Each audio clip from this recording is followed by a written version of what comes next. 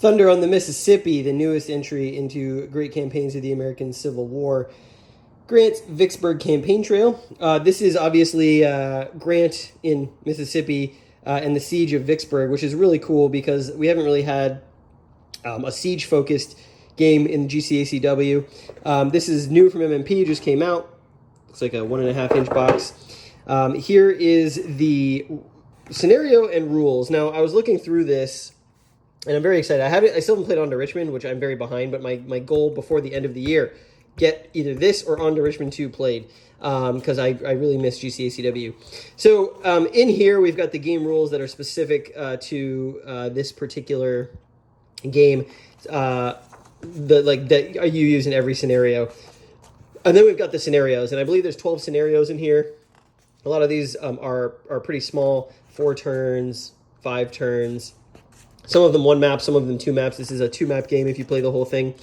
This one's 4 turns as well. What I really wanted to get to in here, as you know from GCACW, is you've got the basic scenarios.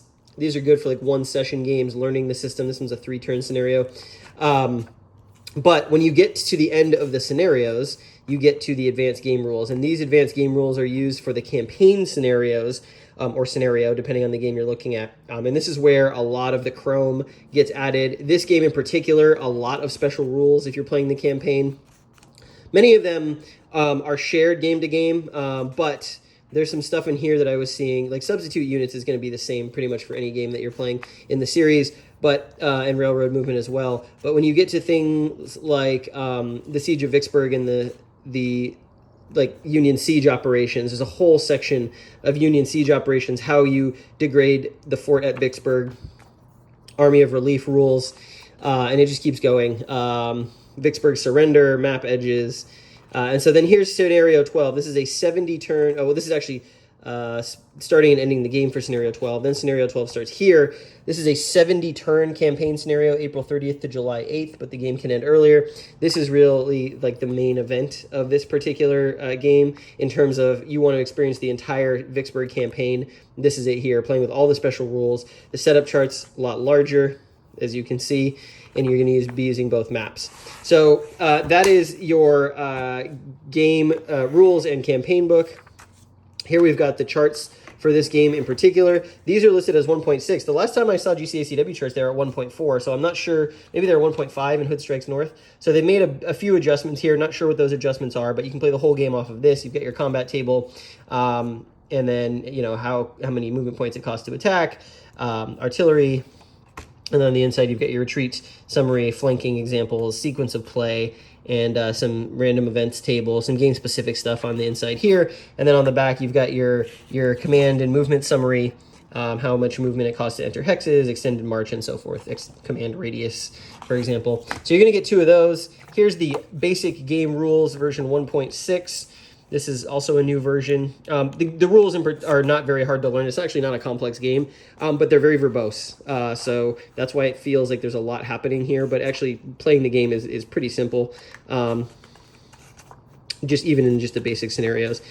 So 12, 13, 14, it's like 14 or 15 pages of rules, maybe a little more, 16. Yeah, okay, so it's a little more. And then entrenchments are going to vary by game to game. I expect you'll see a lot of entrenchments in this particular game. In the early war stuff, you're not going to see a lot of those. Okay, actually, it's more like 20. It's more like 20 pages of rules, and then with like a player aid on the back. But they're actually not that complex. It's just that they're extremely verbose. They cover pretty much every edge case, but it's just a lot of words to explain. Maybe not a lot of stuff conceptually. Here we have a map. Here are one of the half counter sheets, mostly markers, forts, entrenchments, breastworks, destroyed bridges, out of supply stuff. You don't use a lot of these markers a lot of the time in the game. Here is your terrain effects chart. This has remained kind of unchanged in every game. Terrain in this game does have an impact, but really you're really only going to be moving on roads, so you don't really get a lot of complexity with the terrain. Here we've got some force displays. You really only use these if you've got a giant army in a single hex because you can't move giant stacks together, which is an interesting part of the system. Here are your strength point counters for the Union and the Confederacy. plus the fatigue markers. This system is characterized by fatigue. So when you activate any unit, you're going to add fatigue markers, and the higher your fatigue gets, the less able you are to move and combat.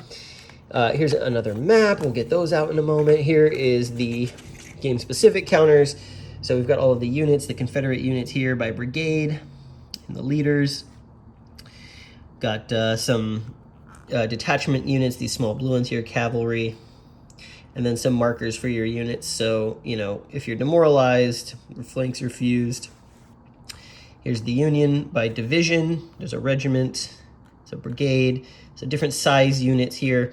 The numbers on the counter, you've got your artillery value, and I believe your is it leadership? It's been a while since I've played. One of them is the artillery value. You also got leaders, and they have a value that you're going to roll against for trying to do combined assaults. The game is very emergent, the game system. It's my favorite hex and counter system. It just tells a lot of really cool stories.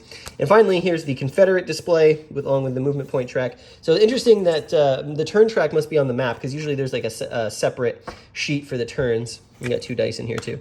So let me spread out the maps and show you what the whole thing looks like. So here it is. Here's the 2 maps put together. Now, it is 2 map sheets, but I would definitely say the playing area is not 2 maps. It's kind of like this like angled like spread thing. So, you know, there's a lot of space on the side that you're not going to use for each map. So really you're talking about 1 map here plus, you know, a third of a map here, maybe another half of a map kind of stretched out like this. So it's an interesting shape.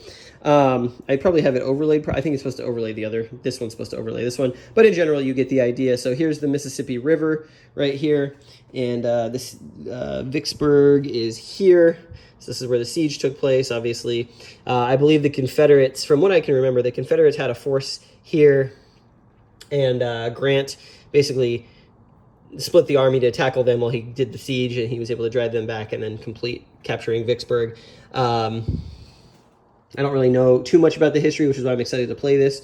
But the map, as usual, is beautiful. There's some forested terrain down here. Don't know how much that's going to come into play in the campaign. Very excited to play this. And I was right. The turn track is at the top of the map, which is really nice, actually, to not have to use the table space for another display. So all 70 possible turns, and it shows which scenarios where they begin. So scenario 1 it begins and ends on May 1st.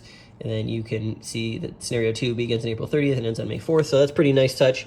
Random events table is also printed. And then here's the siege track and the manpower losses that you can track on the map as well. Some other holding boxes.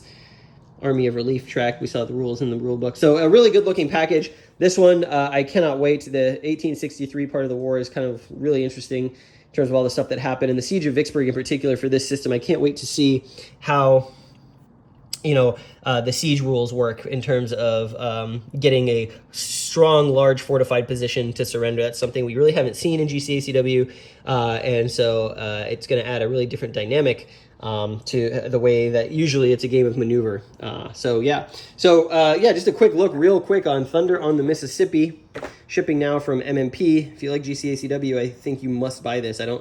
This system is gold as far as I'm concerned. It's a super fascinating, fun game to play.